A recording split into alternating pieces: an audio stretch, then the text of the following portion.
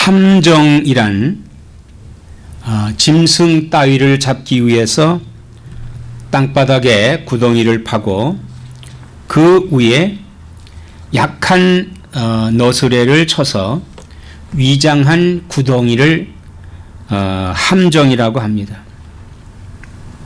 그래서 사람들이 어떤 사람들에게 빠져나올 수 없는 상황이나 남을 해치기 위한 계략을 비유적으로 이루는 말이 함정이라는 말을 씁니다. 이 함정은 여러 종류가 있어요. 꼭 구덩이만 파서 함정을 만드는 것이 아니라 덫을 놓기도 합니다. 덫. 그 전에 시골에 가서 망태기 같은 뭐라 그래요? 소코리 같은 거 있죠. 소코리를 이렇게 밑에다가 막대기를 하나 세워 놓습니다. 그리고 거기다가 무슨 곡식을 이렇게 뿌리고, 그리고는 가느다란 줄을 묶어서 저 멀리 가서 새가 거기를 쪼아 먹으러 들어가면 탁 단진다든지, 쥐덫 같은 거, 이런 거 있죠.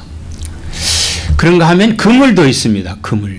그물은 새가 날아다니다가 그물에 딱 걸리면은 다리가 엉킨다든지 뭐 날개 쪽지가 엉킨 목이 엉킨다든지 해서 잡히는 거죠. 이것이 다 함정입니다. 함정. 이게 다 함정이에요. 또 전쟁을 할 때도 그런 거 많이 씁니다. 함정을 파기도 하고, 혹은 뭐 부비 출입 같은 것도 이렇게 깔아놓기도 하고, 이게 다 함정이에요. 이 함정에는 여러 가지가 있습니다. 뭐 그 함정의 종류는 뭐 여러 가지 많이 있겠습니다만은 오늘 여기서 세 가지의 함정에 대해서 말씀을 드리고자 합니다. 첫째는 욕심의 함정입니다. 욕심의 함정. 욕심이라고 하는 것은 지나치게 많은 것을 갖는 것을 가리켜서 욕심이라고 그래요. 그래서 이스라엘 백성들이 하나님께서 출애굽할 때 출애굽 상황에는 하늘에서 만나를 내려주셨습니다. 그래서 그 만나가 하늘에서 내렸는데 아침에 새벽에 내렸어요. 그 사람들이 일어나서 이거 보고 얼마나 참 감탄스러운 일입니까? 하늘에서 먹을 것이 내려왔다. 그래서 어떤 사람들은 많이 담아뒀어요. 소쿠리다 많이 담아서 갖고 있었습니다. 근데 그것이 저녁이 돼서 해가 지니까 거기 구데기가 생기고 곰팡이가 나고 먹질 못하게 되는 거예요. 그래서 그 다음서부터는 먹을 만큼, 아침 먹고 점심 먹고 저녁 먹을 만큼만 거둬들이게 하나님께서 그렇게 만나를 만드신 겁니다. 우리 인생에 사는 것도 마찬가지예요. 지나치게 욕심을 부리게 되면요, 이 욕심이 문제를 일으키는데, 야고보 1장 14절에 뭐라고 말씀하냐면, 오직 각 사람이 시험을 받는 것은 자기 욕심에 끌려 미혹됨이니 그랬어요.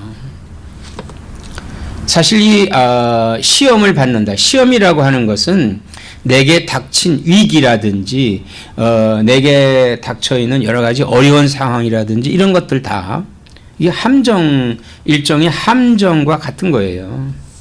근데 이렇게 각 사람이 시험을 받는 것은 자기 욕심에 끌려 미혹된다.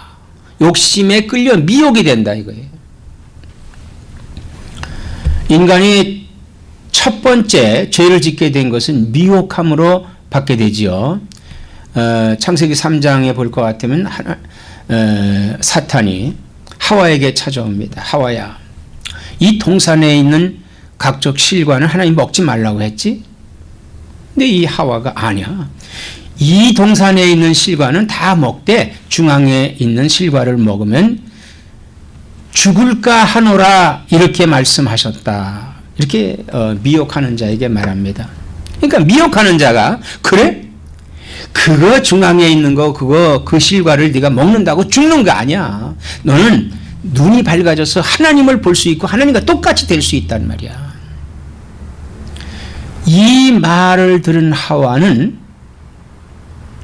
얼른 그 실과를 봤습니다. 중앙에 있는 거. 그랬더니 먹음직스럽고 보암직스럽고 탐스럽기가 그지없다 이거예요. 그러니까 이건 뭘 가리키냐? 욕심이 생겨나. 욕심이 생겨진다. 그래서 그 욕심이 과하게 되는 욕심, 즉 죽지 않는다고 하는 욕심, 하나님과 똑같다고 하는 그 욕심에 그것을 범하고 맙니다. 야고보 1장 15절에 욕심이 잉태한 즉 죄를 낳고 죄가 장성한 즉 사망을 낳느니라 그랬습니다. 욕심이 잉태한 즉, 자, 욕심이 내 안에 생겨지게 되니까 보암직스럽고 탐스럽기 그지없는 먹음직스러운 그것을 보고 그냥 욕심이 내 안에 있다 이거예요. 그것이 그걸 덥석 먹어버리는 거예요. 절대 욕심을 잉태해서는 안 된다 이거예요. 내 안에 욕심을 갖고 있지 말아야 돼. 이 욕심의 함정에 빠지지 말아야 되는 겁니다. 왜? 그것이 죄가 되고 죄가 장성한 즉 사망을 낳는다고 그랬어요. 사망은 뭐예요? 끝난다는 얘기예요. 사망은 뭐예요? 죽는다는 거 아니겠습니까? 죽는다는 거예요. 사사들이 다스리는 시대에 여기 이스라엘의 사사 시대에 삼손이라고 하는 사사가 있었습니다. 그러니 사사라고 하는 것은 그 당시에 그 이스라엘을 지도하는 영도자입니다. 영도자예요. 그런데 이 당시에 이스라엘은 힘이 약해서 이웃인 그 블레셋에 의해서 통치가 됐어요. 블레셋이 사실은 이스라엘을 통치하는 거예요. 근데 이 삼손이 나서 그 삼손이 아주 힘이 장사예요. 그래서 그 블레셋 사람들을 마구 쳐서 이스라엘을 회복하는 그런 단계에 있었습니다. 이 삼손이라고 하는 이 사람은 하나님께서부터 날 때부터, 즉 태어나면서부터 나실인으로 태어나게 했습니다. 나실인. 이 나실인이라고 하는 것은 헌신한, 봉헌한의 뜻을 가진 말로 하나님께 드려졌다는 거예요. 즉 헌신자라는 얘기입니다. 하나님의 헌신자다. 그래서 하나님께 그 특별한 봉사를 목적으로 구별되고 스스로 금욕을 서원하여 자신을 봉헌한 헌신자가 당시에 그 사사들 뭐 이런 사람들인데, 이 삼손은 나면서부터 나실인이 됐어요. 그래서 이 나실인은 술과 사람에게서 분리되고 삭도를 몸에 대지 않아야 되는 것이 법칙입니다. 민수기 6장 1절로 21절에 그렇게 말씀을 하고 있어요. 나실인이 됐을 때는, 즉 삼손은 나실인으로, 자, 술도 마시지 말아야 되고 사람들과 섞여서 즐기거나 이런 생활도 하지 말아야 되고 몸에 칼을 대지 말아야 된다. 그런데 이 삼손은 욕망의 함정에 빠지고 말았습니다. 어떤 욕망의 함정에 빠졌느냐? 그가 드릴라라고 하는 여인을 알게 되죠. 이 여인은 기생입니다. 기방에 있는 여인이에요. 그러니까 추태를 부리고 가장 아양을 떠는 그런 사람 아니겠어요. 자, 어떤 그런 남자를 호리기 위한 그 속에는 진실이라는 건 없잖아요. 사실 그 안에 진실은 없습니다. 그건 다 거짓이죠. 근데 그 삼손이 거기에 딱 넘어간 거예요. 그래서 술을 마시고 기방 생활을 하게 되죠. 나실인으로서의 이미 그는 세상의 욕망에 빠져버리고 만 겁니다. 세상의 욕망에 빠진 거예요.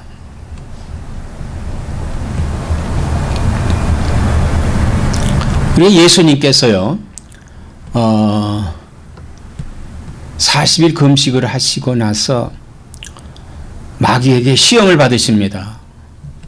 그때 마귀가요, 예수님께 무슨 네가 하나님의 아들이면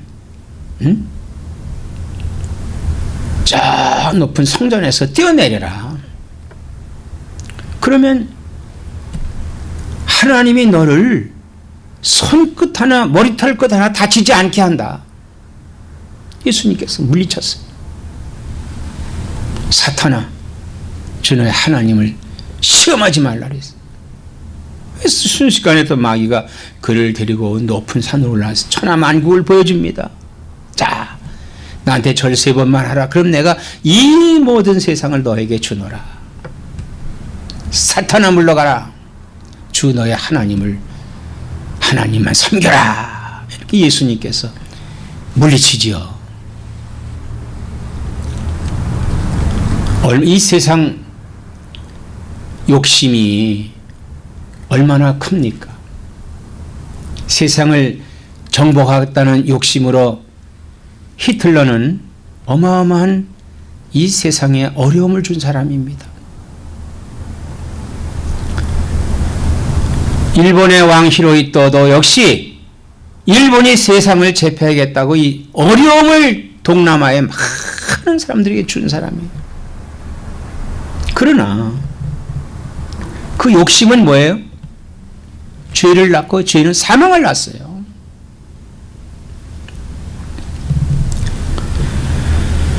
자, 삼손이 이렇게 그만 욕심의 함정에 빠짐으로 말미암아서 헤어나지를 못하고 있습니다. 헤어나지 못하고 있습니다. 그래서 이 드릴라라고 하는 여인이 삼손에게요, 당신이 정말 나를 사랑한다면은 당신의 힘이 어디서 나오는지 나 좀 가르쳐 주세요. 딱 그게 참 당신이 자랑스럽고 당신 참 너무 사랑스럽습니다. 근데 그 힘이 어디서 왔나 궁금해서 못 살겠습니다 하고 막 아양을 떨면서 이렇게 했겠죠. 왜 그랬겠어요? 블레셋 사람들이, 이 드릴라도 블레셋 사람이기 때문에 그 정보를 얻으려고 하는 겁니다. 근데 이 드릴라의 꼬임에 삼손이 넘어가고 말지요. 처음에는 자기도 농담 삼아서 했지만은 그것이 농담이라 안 해요. 3번째 가서는 결국은 자기 비밀을 말하고 맙니다. 내 힘은 이 머리털에서 나온다. 이 머리털을 밀면은 내 힘이 빠진다 이거예요. 디모데후서 3장 2절에 사람들이 자기를 사랑하며 돈을 사랑하며 자랑하며 교만하며 비방하며 부모를 거역하며 감사하지 아니하며 거룩하지 아니하며 그랬어요. 사람들이 자기를 사랑합니다. 이 삼손도 자기를 사랑한 사람이에요. 물론 누구든지 자기를 사랑해야 됩니다. 자기라고 하는, 나라고 하는 존재는 특별한 존재예요. 굉장히 귀한 존재입니다. 왜? 내가 모여서 나가 모여서 이 사회를 이루고 이 세계를, 교회를 이루게 되는 것이죠. 그게 참 중요해요. 그러나 이것을 사랑하면 안 된다 이거예요. 어떤 사람들은요, 자기를 사랑한다고 자기 몸을 막 이쁘게 하려고 합니다. 그래서 막 어떤 사람의 흉내, 그 사람 같이 만들기도 하는 사람도 있고, 어떤 사람들은요 그냥 요정 같이 만들고 뭐 인형 같이 만들고 뭐 이렇게들 성형을 해요. 이거는요 함정에 빠지는 일입니다. 돈을 사랑하며 그랬어요. 돈을 사랑한다. 돈이라면은 뭐든지 다 하는 세상이에요. 돈이면 다 된다고 하는 세상입니다. 그러나 그렇지 않아요. 교만합니다. 비방합니다. 부모를 거역하는, 이게 다 자기 자랑이에요.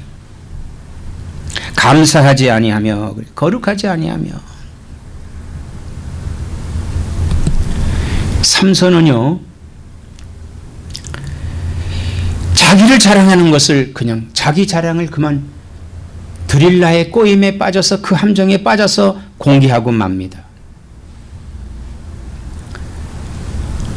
그래서 이 드릴러의 첩보를 들은 블레셋 사람들이 와서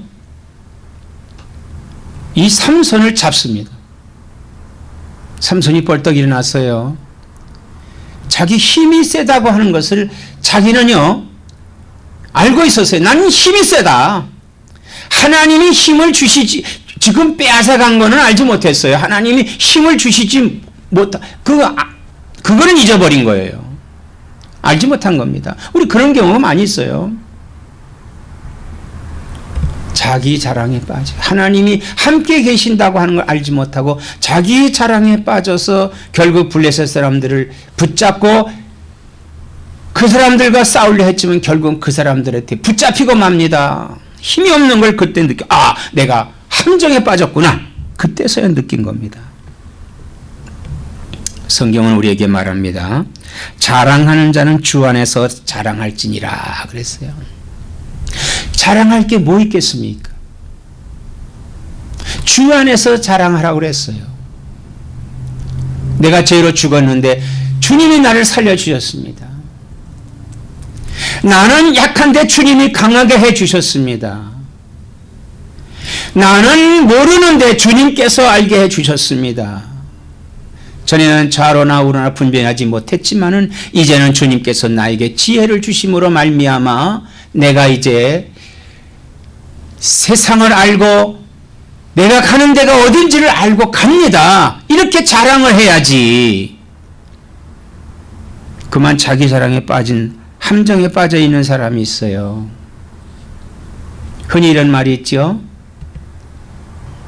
옛날에 금송아지 가지고 있었다고 하는 사람, 지금 무슨 소용이 있습니까?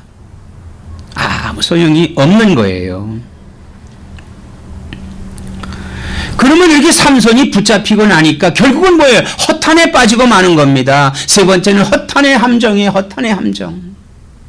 그때 가서 후회한들 무슨 소용이 있겠습니까? 무슨 소용이 있겠어요?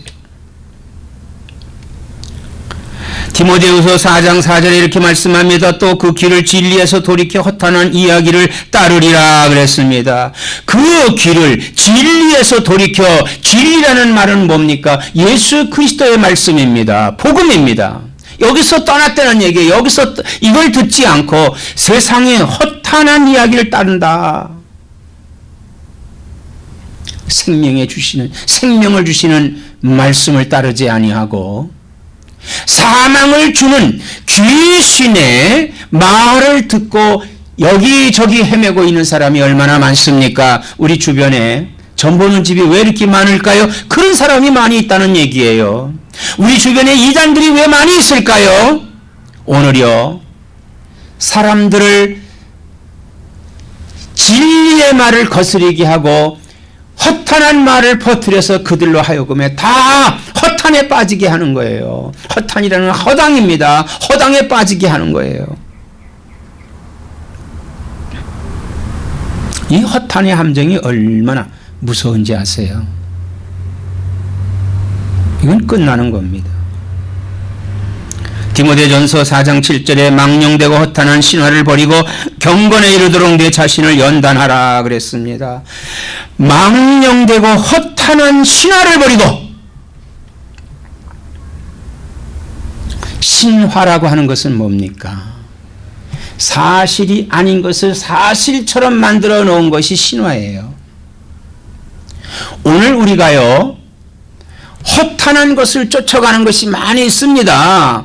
자기 능력, 자기 분수에 맞지 않게 욕심에 따라서 자기 자랑만을 일삼으며 내 힘으로 모든 것을 할 수 있다고, 내가 이것을 이룰 수 있다고 쫓아가는 사람들이 많이 있어요. 결국은 나중에 허탄에 빠지고 맙니다. 허탄에 빠지고 말아요. 신화라고 하는 것을 흔히 많이 씁니다. 신화. 기적이라는 말을 많이 쓰는데요. 기적에는 목적이 있는 겁니다. 기적에는 목적이 있어요. 자, 기적의 목적이 뭡니까? 구원입니다. 구원.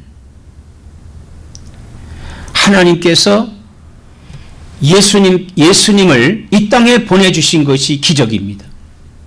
그 세상을 구원하시기 위해서 그런 거예요.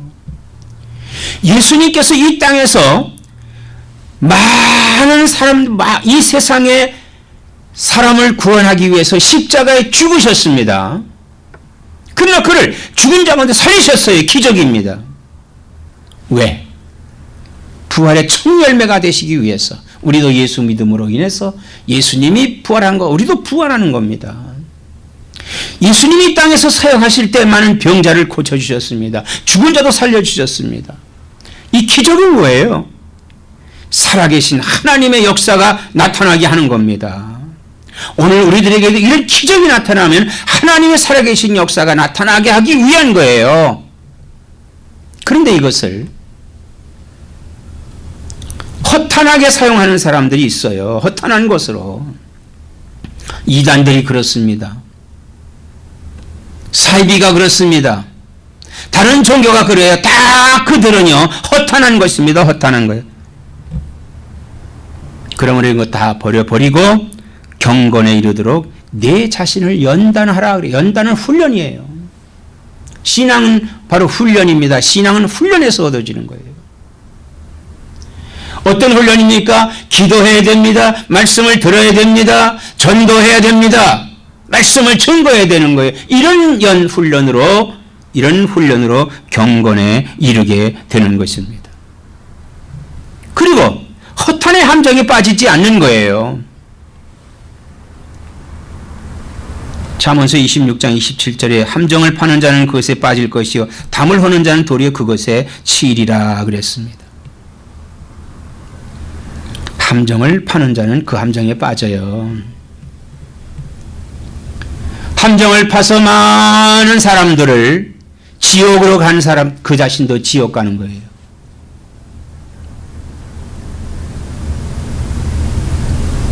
담을 헐어버리고 그리고 그 담에서부터 방종하게 함으로 말미암아 자신도 방종하게 됨으로 인해서 결국은 거기에 치이게 됩니다. 그러나 오늘 우리는요, 복음 안에서 생활해야 됩니다. 함정에 빠지지 않기 위해서는 복음 안에서 살아야 된다. 로마서 1장 17절에 복음에는 하나님의 의가 나타나서 믿음에 이르게 하나니 기록된 바 오직 의인은 믿음으로 말미암아 살리라 함과 같으니라 그랬어요. 즉 믿는 사람은, 믿음의 사람은 믿음으로만 살아야 된다 이거예요. 그 믿음은 하나님의 말씀입니다. 하나님의 말씀은 복음이에요. 이 복음이요, 우리를 생명을 주시는 겁니다. 이 복음이 우리에게 생명을 주시는 거예요. 이게 바로 생명입니다. 이 생명을 붙잡고 승리하시는 나와 여러분 되시기를 축원합니다.